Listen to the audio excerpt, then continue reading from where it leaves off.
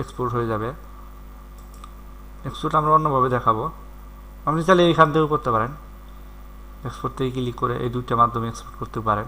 এরপর হচ্ছে project setting. আমাদের কিন্তু এটা একটা প্রজেক্ট রেডি হয়েছে, কিন্তু এই প্রজেক্টটা কিন্তু আমাদের কোনো সেটিং করা হয় নাই। এখন এই প্রজেক্টটাকে আমরা সেটিং করার জন্য এখান থেকে যদি আমরা প্রজেক্ট সেটিংসে ক্লিক করি, করার পরে এখানে দেখুন এই যে প্রজেক্ট সেটিংস, এরপরে কিছু অপশন এখানে চলে আসছে। এখানে হচ্ছে ক্যানভাস ডাইমেনশন, মানে আপনার যে রেজুলেশনটা আছে সেটা এখানে আপনি দিয়ে দিবেন। আপনি কোন রেজুলেশনে আপনার ভিডিওটা এডিট করতে চান সেটা এখান থেকে সিলেক্ট করে দিবেন। আমরা এখান থেকে এটা দিয়ে দিচ্ছি, আমাদের এটা সিলেক্ট করা আছে। এরপরে এখানে অনেকগুলো অপশন আছে, আপনি যেটা ইচ্ছা সেটা করতে পারেন।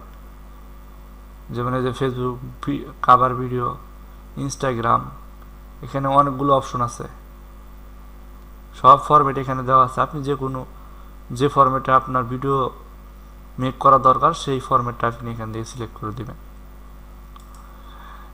এরপরে এখান থেকে আপনি চাইলে যদি এখানে যেগুলো দেওয়া আছে ডিফল্টভাবে এগুলো আপনার হচ্ছে না, আপনি চাচ্ছেন আপনার মতো করে কাস্টম কোনো রেজুলেশন তৈরি করতে, সাইজ তৈরি করতে, সেই ক্ষেত্রে এখান থেকে কাস্টমে ক্লিক করলে কিন্তু আপনি দেখুন এই যে এখানে হাইট ওয়েট আছে, এখান থেকে আপনি সিলেক্ট করে দিতে পারবেন আপনার রেজুলেশনটা, আপনার সাইজটা কিন্তু এখান থেকে আপনি সিলেক্ট করে দিতে পারবেন। দেওয়ার পরে এরপর হচ্ছে আপনার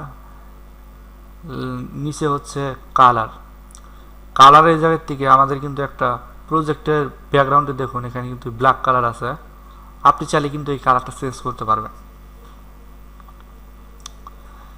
চেঞ্জ করার জন্য এখানে যদি আমরা ক্লিক করি, ক্লিক করার পরে এখান থেকে আমি কালারটা সিলেক্ট করে দিচ্ছি। দেখুন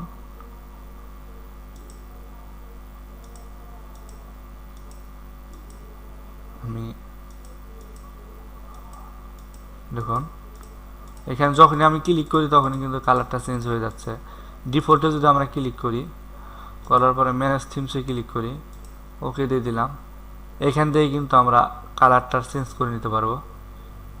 দেখছেন কিন্তু অনেকগুলো সিস্টেম আছে এখান থেকে কিন্তু আমরা কালারটা চেঞ্জ করে দিতে পারি। আমরা এখান থেকে চেঞ্জ করব।